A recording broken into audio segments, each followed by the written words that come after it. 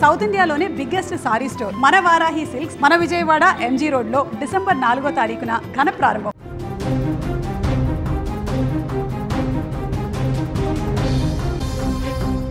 దిత్వా తుఫాన్ శ్రీలంకను అతలాకుతలం చేసింది. ఒకటి కాదు రెండు కాదు 400 మందికి పైగా అక్కడ ప్రాణాలు కోల్పోయారు ఈ తుఫాన్ దాటికి. చరిత్రలో ఎన్నడూ లేనంతగా జల దిగ్బంధంలో చిక్కుకుపోయింది శ్రీలంక. ఎటు చూసినా కూడా మొత్తం కూడా ఎక్కడ చూసినా నీళ్ళే కనిపిస్తున్నాయి. వందలాది మంది మృతి చెందారు, చాలామంది గల్లంతైపోయారు. ఇంకా వారి అడ్రస్ కూడా ఇంకా దొరకట్లేదు. కొట్టుకుపోతున్న ఇల్లు, కార్లు, దీంతో జనజీవనం పూర్తిగా స్తంభించిపోయింది. అక్కడ ప్రస్తుతం ఎటు చూసినా కూడా శ్రీలంక వ్యాప్తంగా నీళ్ళే కనిపిస్తున్నాయి. ఎక్కడ చూసినా కూడా అక్కడ ప్రజల కన్నీటి ఆర్తనాదాలే కనిపిస్తున్నాయి. దిత్వా తుఫాన్ శ్రీలంకలో భారీ విధ్వంసాన్ని సృష్టించిందని చెప్పాలి. భారీ వరదలు, అదేవిధంగా వర్షాలు, మరొక వైపు కొండ చర్యలు విరిగిపడడంతో 460 మందికి పైగా ప్రాణాలు కోల్పోయినట్టుగా ఇప్పటివరకు సమాచారం తెలుస్తుంది. మరో 370 మంది గల్లంతైనట్టుగా తెలుస్తుంది. ఒక్క కాండీ జిల్లాలలోనే 88 మంది మృతి చెందగా 150 మంది కనిపించకుండా పోయారు. బదుల్లాలో 71 మంది మృతి చెందారు. ఇంకా మిగతా ప్రాంతాలలో కూడా అలాంటి పరిస్థితి. ఎక్కడ చూసినా కూడా పూర్తిగా ఆహాకారాలు మిన్నంటిపోతున్నాయి. అక్కడ తినడానికి తిండి దొరకడం లేదు. పూర్తిగా నిస్సహాయ స్థితిలోకి చేరుకున్నారు ప్రజలంతా కూడా. ఎక్కడ చూసినా వరద ముంచెత్తడంతో ఇల్లులన్నీ కూడా పూర్తిగా ఆ వరదలో మునిగిపోయాయి. ఇంట్లో ఉన్నటువంటి వస్తువులన్నీ కూడా పాడైపోయాయి. తినడానికి తిండి లేక ఆకలితో అలమటించిపోతున్నారు అక్కడ ప్రజలంతా కూడా.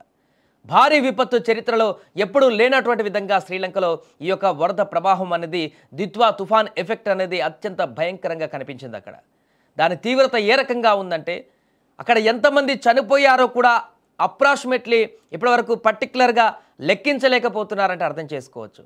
పూర్తిగా ఆ వరద ప్రవాహం కానీ తుఫాన్ ఎఫెక్ట్ కానీ మొత్తం అయిపోయిన తర్వాత ఒక అంచనాకు వచ్చే అవకాశం ఉంది ఎంతమంది చనిపోయారనే దానికి సంబంధించి. ఇంచుమించుగా ఒక 500 మంది ఇప్పటికే మృతి చెందినట్టుగా తెలుస్తుంది అక్కడ ఉన్నటువంటి మీడియాల ప్రకారం. 460 అని చెప్తున్నారు, కానీ ఇంకా ఎక్కువ, 500 కంటే ఎక్కువనే అక్కడ మరణాలు సంభవించాయంటూ కూడా కొన్ని మీడియా సంస్థలు అక్కడ చెప్తున్నటువంటి రిపోర్ట్లు మనకు కనిపిస్తున్నాయి. ఇంకా గల్లంతైనటువంటి వారు వందల సంఖ్యలో ఉన్నారు. దురదృష్టవశాత్తు ఇది 1000 సంఖ్యకు చేరినా కూడా ఆశ్చర్యపోవాల్సిన అవసరం లేదు. మృతుల సంఖ్య అంత దారుణమైనటువంటి విపత్తు చోటు చేసుకుంది అక్కడ. గత 2 రోజుల నుంచి చూస్తున్నాం శ్రీలంకలో పరిస్థితి ఏంటనేది. విపరీతంగా డ్యాములు పొంగి పొర్లుతున్నాయి, నదులు పొంగి పొర్లుతున్నాయి. చిన్న చిన్న కాలువలు సెలయేర్లుగా మారి గ్రామాలను, అక్కడ చిన్న చిన్న పల్లెలను అన్నిటినీ కూడా ముంచెత్తుతున్నటువంటి పరిస్థితి. నేను చూసాం ఒక బస్సు డ్రైవర్ కూడా సాహసోపేతంగా భారీ వరదల నుంచి వెళ్ళిపోయినటువంటి దృశ్యాలు. ఇలా ఎక్కడ చూసినా ఒక భయంకరమైనటువంటి దృశ్యాలు, ఎటు చూసినా కూడా భీతిల్లిపోయేటువంటి ఆందోళనకరమైనటువంటి పరిస్థితులు ఇప్పుడు అక్కడ నెలకొన్నాయి. ప్రజలందరూ కూడా బిక్కుబిక్కుమంటూ గడుపుతున్నారు. ఈ తుఫాన్ బారి నుంచి ఎప్పుడు బయటపడతాం, ఎప్పుడు ఈ వరదలు తగ్గుతాయి, ఎప్పుడు మేము కడుపు నిండా అన్నం తింటాం, ఎప్పుడు మా ప్రాణాలను రక్షించుకొని ఎప్పుడు మరలా మా ఇంట్లో కాలం గడుపుతామని చెప్పేసి దేవుడికి దండం పెట్టుకుంటున్నటువంటి పరిస్థితులు అక్కడ ఏర్పడ్డాయి.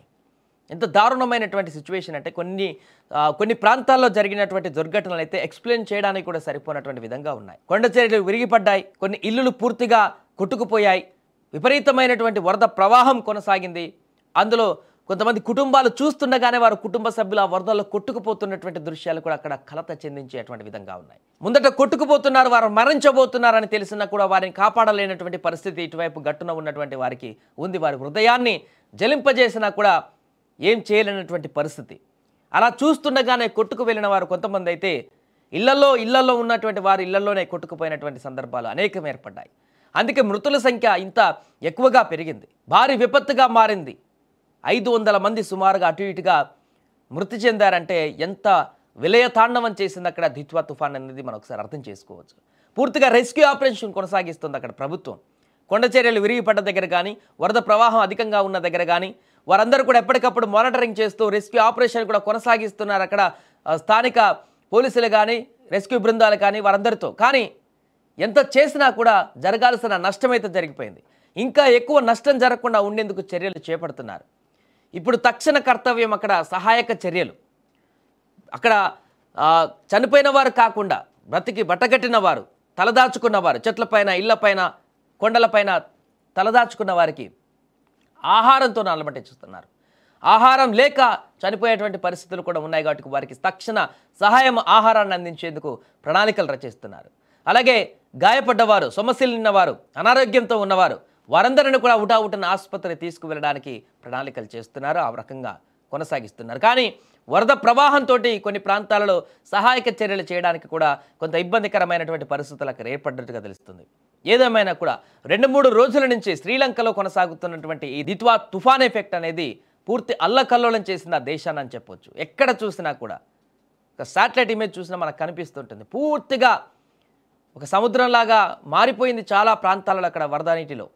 ఎక్కడ చూసినా నీళ్ళల్లో మునిగిపోయినటువంటి కాలనీలు, ఇల్లులు, ప్రాంతాలు, నగరాలు అన్నీ కూడా అతలాకుతలం అయిపోయినటువంటి పరిస్థితి ఉంది. కొంత ఇప్పుడిప్పుడే తగ్గుముఖం పట్టింది అక్కడ. దీనికి సంబంధించిన రెస్క్యూ ఆపరేషన్ కొనసాగిస్తున్నారు. చూడాలి రేపెల్లుండి వరకు అదృష్టవశాత్ గల్లంతైన వారిలో ఎంతమంది బ్రతుకుతారు అనేది చూడాలి. ఒకవేళ మృతి చెందితే మాత్రం ఈ సంఖ్య అత్యంత ఎక్కువగా మారేటువంటి అవకాశం ఉంటుంది, మృతుల సంఖ్య.